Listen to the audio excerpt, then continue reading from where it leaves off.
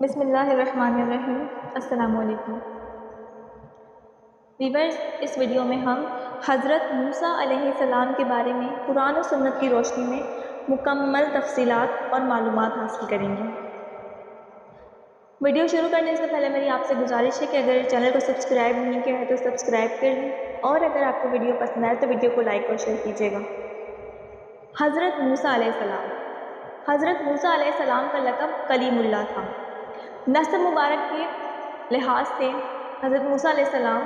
موسیٰ بن عمران بن قاہث بن آزر بن لاوی بن یعقوب بن اسحاق بن ابراہیم علیہ السلام ہیں۔ قرآن کریم میں حضرت موسیٰ علیہ السلام کا ذکر کچھ اس طرح سے آتا ہے۔ سورہ مریم میں اللہ تعالیٰ ارشاد فرماتے ہیں، اے نبی، کتاب میں موسیٰ کا بھی ذکر کیجیے، بے شک وہ ہمارے برگزیدہ اور پیغمبر مرسل تھے، اور ہم نے ان کو طور کی داہنی جانب پکارا اور باتیں کرنے کے لیے نزدیک بلایا، اور اپنی مہربانی سے ان موسیٰ علیہ السلام کو ان کا بھائی ہارون پیغمبر عطا کیا۔ سورہ قصص میں ارشاد باری تعالیٰ ہے، یہ کتاب روشن کی آیتیں ہیں، اے محمد صلی اللہ علیہ وسلم، ہم تمہیں موسیٰ اور فرعون کے کچھ حالات مومن لوگوں کو سنانے کے لیے صحیح سناتے ہیں کہ فرعون نے ملک میں سر اٹھا رکھا تھا اور وہاں کے باشندوں کو گروہ بنا کر رکھا تھا۔ ان میں سے ایک گروہ کو یہاں تک کمزور کر دیا تھا کہ ان کے بیٹوں کو ذبح کر ڈالتا اور ان کی لڑکیوں کو زندہ رہنے دیتا۔ بے شک وہ مفسدوں میں سے تھا، اور ہم چاہتے تھے کہ جو لوگ ملک میں کمزور کر دیے گئے ہیں ان پر احسان کریں اور ان کو پیشوا بنائیں اور انہیں ملک کا وارث کریں، اور ملک میں ان کو قدرت دیں، اور فرعون اور حامان اور ان کے لشکر کو وہ چیزیں دکھا دیں جس سے وہ ڈرتے تھے۔ فرعون زمین میں سرکشی اور طغیانی پر اتر آیا تھا اور اہل زمین کو ٹکڑوں میں کر دیا تھا، یعنی اللہ کی دھرتی پر ظلم و ستم اور سرکشی، فساد اور فتنے برپا کر رکھے تھے، اور دینوی زندگی کو اپنا مقصود نظر بنا لیا تھا، اور پروردگار اعلیٰ کی فرما برداری سے منہ موڑ لیا تھا، اور اس کے بندوں کو مختلف گروہوں میں بانٹ دیا تھا۔ مخالف جماعت کو تو ظلم و جبر کی چکی میں پیستا، ان کو کمزور کرتا، اور یہ مظلوم افراد بنی اسرائیل کے تھے جو اللہ کے پیغمبر حضرت یعقوب بن اسحاق بن ابراہیم خلیل اللہ کی آل تھے، اور اس وقت روئے زمین پر اللہ کے نزدیک یہی بہتر جماعت تھی، لیکن بدقسمتی سے ان پر یہ ظالم، غاصب، فاسق، فاجر، کافر بادشاہ بن کر مسلط ہو گیا تھا۔ ان سے اپنی پوجا پاٹ کرواتا اور ان کو انتہائی ذلیل، پست اور گھٹیا کاموں میں لگاتا، اور اسی پر اکتفا نہیں بلکہ ان کے نومولود فرزندوں کو بے دردی سے ذبح کروا دیتا اور صرف لڑکیوں کو زندہ رکھتا۔ بڑا ہی ظالم شخص تھا۔ اس کے ظلم و ستم کی ایک وجہ یہ بھی تھی، یعنی کہ ان کے بیٹے جو بنی اسرائیل میں لوگ ہوتے تھے، ان کے جب فرزند یعنی کہ بیٹے پیدا ہوتے تھے تو ان کو وہ اسی لیے مروا دیتا تھا کیونکہ حضرت ابراہیم علیہ السلام کے زمانے سے یہ بات بڑی مشہور تھی کہ انہی میں سے ایک بچہ پیدا ہوگا جو بڑا ہو کر فرعون مصر کا تختہ الٹے گا، اور پھر بنی اسرائیل کے پاس ملک مصر کے قبضے کی باغ دوڑ آئے گی، تو وہ ان کی بےخنی کرنا چاہتا تھا۔ یہ اس وقت کی بات ہے جب حضرت ابراہیم علیہ السلام کی اہلیہ سارہ رضی اللہ تعالی عنہا کے ساتھ بادشاہ نے برائی کا ارادہ کیا تھا، لیکن اللہ نے ان کی حفاظت فرمائی، اور اس وقت اللہ نے اپنے خلیل کو خبر دی کہ تمہاری اولاد میں سے ایک پیغمبر ہوگا جس کے ہاتھ پر ان کے ظلم کا خاتمہ ہوگا۔ تب سے من جانب اللہ بنی اسرائیل کے ہاں یہ خوشخبری پھیلی ہوئی تھی کہ آگے چل کر فرعونوں کا سلسلہ انہی کا ایک فرد ختم کر دے گا۔ پھر یہ خبر اس فرعون مصر کو بھی ملی، اس کے درباریوں کے ذریعے پہنچی، تو اس نے اس وقت یہ قانون جاری کر دیا کہ صرف بنی اسرائیل میں جو بھی لڑکا پیدا ہو اس کو قتل کر دیا جائے، لیکن احتیاط قدر کو نہیں ڈال سکتی۔ حضرت ابن عباس، ابن مسعود اور دیگر کئی اصحاب کرام رضی اللہ تعالیٰ عنہ سے مروی ہے کہ فرعون نے خواب دیکھا تھا، گویا ایک آگ بیت المقدس کی طرف سے چلی آ رہی ہے، اور آ کر اس نے مصر کے گھروں اور تمام قبطیوں یعنی بنی اسرائیل کے مخالف فرعونیوں کے گروہ کو جلا ڈالا، لیکن بنی اسرائیل کو آنچ نہ پہنچی۔ فرعون نے بیداری کے بعد اپنے ملک کے نجومیوں، جادوگروں اور دیگر ماہرین کو جمع کیا اور سب سے اس کے متعلق پوچھا کہ اس کی تعبیر کیا ہو سکتی ہے۔ انہوں نے جواب دیا کہ ایک بچہ بنی اسرائیل سے پیدا ہوگا، اہل مصر کی ہلاکت اسی کے ہاتھوں ہوگی۔ تب سے فرعون نے بنی اسرائیل کے لڑکوں کو قتل کرنا شروع کر دیا تھا۔ مقصود یہ ہے کہ فرعون نے پورا زور صرف کر ڈالا کہ موسیٰ علیہ السلام پیدا نہ ہوں، حتیٰ کہ دائیں اور دوسرے محافظ لوگ امید والی عورتوں کی تلاش میں پھرتے رہتے اور پھر ان کے جنم دینے کے وقت کا اندازہ لگاتے۔ پھر جب بھی کوئی عورت لڑکے کو جنم دیتی تو اس کو اسی وقت ذبح کر دیتے۔ اور اہل کتاب کہتے ہیں فرعون نے لڑکوں کے قتل کا حکم اس لیے دیا تھا تاکہ ان کی طاقت و شوکت کمزور پڑ جائے اور یہ ہم سے لڑنے کے قابل نہ رہیں۔ لیکن یہ بات محض نظر ہے، بلکہ باطل ہے۔ ہاں، ایسا ہے کہ حضرت موسیٰ علیہ السلام کی پیدائش کے بعد بھی فرعون نے قتل اولاد جاری رکھا تھا، اور اسی لیے تھا تاکہ بنی اسرائیل کی قوت و شوکت کمزور پڑ جائے، اور حضرت موسیٰ کی پیدائش سے پہلے بچوں کا قتل وہ حضرت موسیٰ کی پیدائش روکنے کے لیے تھا۔ اور اس بات کی تصریح خود قرآن مقدس میں بھی آئی ہے۔ ارشاد باری تعالیٰ ہے سورہ مومن میں، پس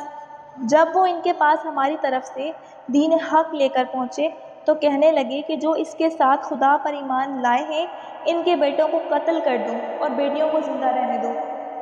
اسی وجہ سے کہ حضرت موسیٰ سے پہلے بھی اور بعد میں بھی بنی اسرائیل کے بچے قتل ہوئے،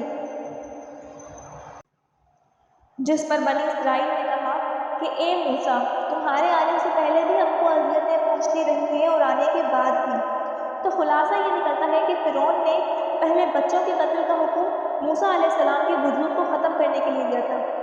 بعد ازاں ان کی طاقت کو ختم کرنے کے لیے دیا تھا۔ حضرت موسیٰ علیہ السلام اس کی عام تدبیروں کے خلاف وجود میں آ کر رہے، کیونکہ تقدیر کہتی ہے اے جابر ظالم بادشاہ جو اپنے لشکروں کی کثرت اور اپنی طاقت اور وسیع سلطنت کے بلبوتے غرور میں اکڑا ہوا ہے، سن لے کہ بے عظیم ذات جس پر کوئی غالب نہیں آ سکتا، اس کے حکم کو کوئی ٹال نہیں سکتا، اس کی لکھی ہوئی بات کو کوئی بدل نہیں سکتا۔ اس نے بچے کے پیدا کرنے کا تہیہ کر لیا ہے جس سے تو کامتا پھر رہا ہے، جس کے سبب تو نے بے جا اور بے دردی سے بے شمار کلیوں کو ان کے کھلنے سے پہلے ہی قتل کروا دیا۔ اور قدرت کا کرشمہ دیکھ کہ وہ عظیم ذات اس بچے کو تیرے ہی گھر میں پرورش کروائے گی، اور اسی پر بس نہیں بلکہ تیرے بستر پر پرورش کروائے گی، اور اس کی غذا بھی تیرے کھانے پینے میں سے ہوگی، تیرے گھر میں ہوگی۔ اور قدرت کی نرنگیاں دیکھ کہ تو اس کو اپنا بیٹا بنائے گا اور اس کی پرورش کا انتظام کرے گا اور اس کے لیے خادماؤں کو خدمت پر رکھے گا، لیکن اپنی بے بسی سوچ کہ تو اصل حقیقت اور راز سے بالکل جاہل اور غافل ہوگا، پھر تجھے خدائی کا دعویٰ کیسے زید دیتا ہے، اور آگے چل کر تیری ہلاکت و بربادی دنیا میں بھی آخرت میں بھی اسی کے ہاتھ پر ہوگی، کیونکہ وہ تیرے پاس حق لے کر آئے گا، تو اس کی مخالفت کرے گا اور اس پر وحی شدہ کو جھٹلائے گا۔ اللہ عز و جل قدرت و طاقت کا بے مثال بادشاہ یہ سب کچھ اس لیے دکھائے گا تاکہ تو بھی اور تمام مخلوق بھی دیکھ لے کیسے اس نے تیری طاقتوں تدبیروں پر پانی پھیرا۔ بے شک وہی آسمان اور زمین کا پرورش کرنے والا ہے، جو کچھ چاہتا ہے وہ زبردست طاقت والا ہے، وہی کرتا ہے، بڑے سخت عذاب والا ہے، اور ایسی طاقت و قوت اور ارادے والا ہے جس کو کوئی ٹال نہیں سکتا۔ کئی مفسرین ذکر کیا کرتے ہیں کہ قبطیوں یعنی فرعون کی قوم نے فرعون کو بنی اسرائیل کے افراد کے کم پڑ جانے کا شکایت کی کہ ان کے لڑکے پے در پہ قتل ہوتے جا رہے ہیں اور ان کے بڑے لوگ بھی آگے چل کر فنا ہو جائیں گے، تو جو مشقت و ذلت اور انتہائی گھٹیا کام ان سے لیا جا رہا ہے وہ پھر قبطیوں کو کرنا پڑے گا۔ تو فرعون نے اس کا مکر کر کے دوسرا حکم جاری کیا کہ ایک سال تو مارا جائے، دوسرے سال چھوڑ دیا جائے۔ اس طرح سلسلہ چلتا رہا۔ علماء فرماتے ہیں کہ حضرت موسیٰ علیہ السلام کے برادر حضرت ہارون علیہ السلام خلاف سے چھٹکارے کے سال میں پیدا ہوئے، جبکہ حضرت موسیٰ علیہ السلام عین قتل والے سال پیدا ہوئے۔ جب حضرت موسیٰ علیہ السلام پیدا ہوئے تو آپ علیہ السلام کی والدہ سخت تنگ دل اور پریشانی میں مبتلا ہوئی، کیونکہ حمل کے زمانے میں تو آپ نے حتی الوسیع اس چیز کو خوب چھپایا تھا اور اللہ کے فضل سے ویسے آپ پر حمل کی علامتیں زیادہ ظاہر نہ ہوئی تھیں، لیکن اب تو معاملہ روز روشن کی طرح واضح تھا۔ اب کس طرح اپنے لال کو چھپائیں؟ اس غم و فکر میں تھی کہ اللہ تعالیٰ کی طرف سے ان کے دل میں یہ بات ڈالی گئی کہ ایک صندوق بنا کر اپنے بچے کو اس میں رکھ دیں اور صندوق کو کسی رسی سے باندھ رکھیں، اور آپ کا گھر دریا کے کنارے تھا۔ آپ بچے کو صندوق ہی میں رکھیں اور دودھ پلاتی رہیں۔ جب کسی کے آنے کا خوف ہو تو صندوق دریا میں بہا دیں اور ڈوری کا سرا اپنے پاس میں ہی باندھ کر رکھیں۔ جب لوگ چلے جائیں تو پھر واپس کھینچ لیں۔ تو آپ ایسا ہی کرتی تھیں۔ سورہ قصص میں فرمانے بار تعالیٰ ہے، اور ہم نے موسیٰ کو ماں کی طرف وحی بھیجی، یعنی موسیٰ کی ماں کی طرف ہم نے وحی بھیجی کہ اس کو دودھ پلاؤ۔ جب تم اس کے بارے میں کچھ خوف محسوس کرو، تمہیں خوف پیدا ہو تو اسے دریا میں ڈال دینا، اور نہ تو خوف کرنا اور نہ رنج کرنا، ہم اس کو تمہارے پاس واپس پہنچا دیں گے اور پھر اسے پیغمبر بنا دیں گے۔ تو فرعون کے لوگوں نے اس کو سر اٹھا لیا، اس لیے کہ نتیجہ یہ ہونا تھا کہ وہ ان کا دشمن اور ان کے لیے موجب غم ہو۔ بے شک فرعون اور حامان اور ان کے لشکر چپ گئے، اور فرعون کی بیوی نے کہا کہ یہ میری اور تمہاری دونوں کی آنکھوں کی ٹھنڈک ہے، اس کو قتل نہ کرنا، شاید یہ ہمیں فائدہ پہنچائے یا ہم اسے بیٹا بنا لیں، اور وہ انجام سے بے خبر تھے۔ تو خلاصہ یہ نکلتا ہے کہ اللہ عز و جل نے حضرت موسیٰ علیہ السلام کی والدہ کو اس بات کی رہنمائی کی اور یہ بھی الہام کیا کہ رنج و غم اور کسی تکلیف کا، خوف کا اظہار نہ کرنا اور نہ پریشان ہونا۔ اگر یہ کہیں چلا بھی گیا تو اللہ اس کو تیرے پاس ہی واپس لائے گا، اور مزید خوشخبری یہ کہ اس کو نبوت اور رسالت کے رتبے پر فائز کرے گا، دنیا اور آخرت میں اس کا کلمہ روشن و بلند ہوگا۔ تو حضرت موسیٰ علیہ السلام اللہ کی ہدایت پر عمل پیرا رہیں۔ تو ایک مرتبہ روزمرہ کی طرح کوئی آیا اور آپ نے ان کو صندوق سمیت دریا میں بہا دیا، لیکن خدا کا کرنا ایسا ہوا کہ اس دن وہ صندوق کی رسی اپنے پاس باندھنا بھول گئی اور صندوق رسی سمیت بہتا چلا گیا۔ لبے دریا فرعون کا محل بھی تھا۔ صندوق وہاں سے گزرا تو فرمان الہی ہے، تو اس کو آل فرعون نے اٹھا لیا تاکہ وہ اس کا دشمن اور معجب رنج ہو۔ مفسرین نے ذکر کیا ہے کہ فرعون کی لونڈیوں نے اس صندوق کو بند حالت میں اٹھایا تھا اور کھولنے کی ان کو ہمت نہ ہو سکی، حتیٰ کہ اسی طرح فرعون کی بیوی کے سامنے رکھ دیا جس کا نام آسیہ تھا۔ آسیہ رضی اللہ تعالیٰ عنہ نے جب صندوق کا ڈھکن کھولا اور اوپر سے کپڑا ہٹا دیا تو دیکھا کہ نبوت و رسالت اور جلالت کے انوارات کے ساتھ چمکتے دمکتے چہرے والا ایک انتہائی خوبصورت بچہ آسیہ رضی اللہ تعالیٰ عنہ کے سامنے ہے۔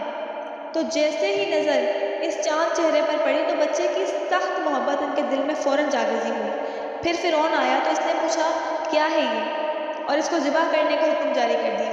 حضرت آسیہ رضی اللہ تعالیٰ عنہ نے اس کے بچاؤ کے لیے فرعون سے التجا کی اور اس کو ہدیہ مانگنے لگی اور کہا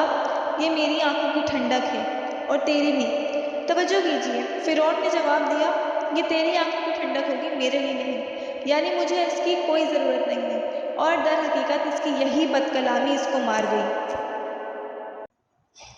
اس کے برخلاف حضرت آسیہ رضی اللہ تعالیٰ عنہ نے فرمایا قریب ہے کہ یہ ہمیں نفع دے، تو بے شک اللہ نے اس کی آس پوری کر دی اور دنیا میں اس کے ذریعے آسیہ کو ہدایت بخش دی، اور آخرت میں ہمیشہ کے لیے اس کے ذریعے جنت عطا فرما دی۔ آسیہ رضی اللہ تعالیٰ عنہ نے مزید کہا یا ہم اس کو اپنا بیٹا بنا لیں، اور یوں ہی ہوا کہ پھر یہ دونوں کا لے پالک بیٹا بن گیا، کیونکہ ان کے ہاں اولاد نہ ہوتی تھی۔ آگے فرمایا اور وہ شعور نہ رکھتے تھے، یعنی ان کو پتہ نہیں چل رہا تھا کہ اللہ پاک ان کے ساتھ کیا کر رہے ہیں، کیونکہ ان کا موسیٰ علیہ السلام کو اٹھانا فرعون اور اس کے لشکریوں کے لیے عظیم عذاب کا سبب بننے والا تھا۔ ادھر حضرت موسیٰ علیہ السلام فرعون کے محل میں چلے گئے اور ادھر ان کی والدہ بیٹے کی جدائی میں غمگین ہو گئی۔ اللہ تعالیٰ نے انہیں تسلی دی اور سورہ قصص میں ارشاد باری تعالیٰ ہے موسیٰ کی ماں کا دل بے قرار ہو گیا، اگر ہم ان کے دل مضبوط نہ کر دیتے تو قریب تھا کہ وہ اس قصے کو ظاہر کر دیں۔ غرض یہ تھی کہ وہ مومنوں میں رہیں، اور اس کی بہن سے کہا کہ اس کے پیچھے پیچھے چلی جا، تو وہ اسے دور سے دیکھتی اور ان لوگوں کو کچھ خبر نہ تھی، اور ہم نے پہلے ہی سے اس پر دائیوں کے حرام کر دیے۔ تو موسیٰ کی بہن نے کہا کہ میں تمہیں ایسے گھر والے بتاؤں کہ تمہارے لیے اس بچے کو پالیں اور اس کی خیر خواہی سے پرورش کریں، تو ہم نے اس طریق سے ان کو ان کی ماں کے پاس واپس پہنچا دیا تاکہ ان کی آنکھیں ٹھنڈی ہوں اور وہ غم نہ کھائیں اور معلوم کریں کہ خدا کا سچا وعدہ ہے،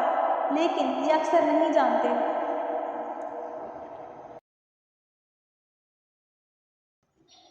فرمانے باری تعالیٰ ہے، پھر ہم نے اس کو اس کی والدہ کے پاس دوبارہ لوٹا دیا تاکہ اس کی آنکھیں ٹھنڈی ہو جائیں اور رنج نہ کرے، اور تاکہ جان لے کہ اللہ کا وعدہ سچا ہے، یعنی جیسے ہم نے واپس لوٹانے اور رسالت عطا فرمانے کا وعدہ کیا تھا تو اب اس کو واپس لوٹا دیا، اور پہلے کے لوٹانے سے کہیں بہتر طریقے سے لوٹایا ہے، لہٰذا آئندہ زمانے میں ان کے متعلق رسالت کے وعدے کی سچائی بھی بخوبی معلوم ہو جاتی ہے۔ حضرت موسیٰ علیہ السلام کے بارے میں مزید معلومات انشاءاللہ اگلی ویڈیو میں آپ کو فراہم کی جائیں گی۔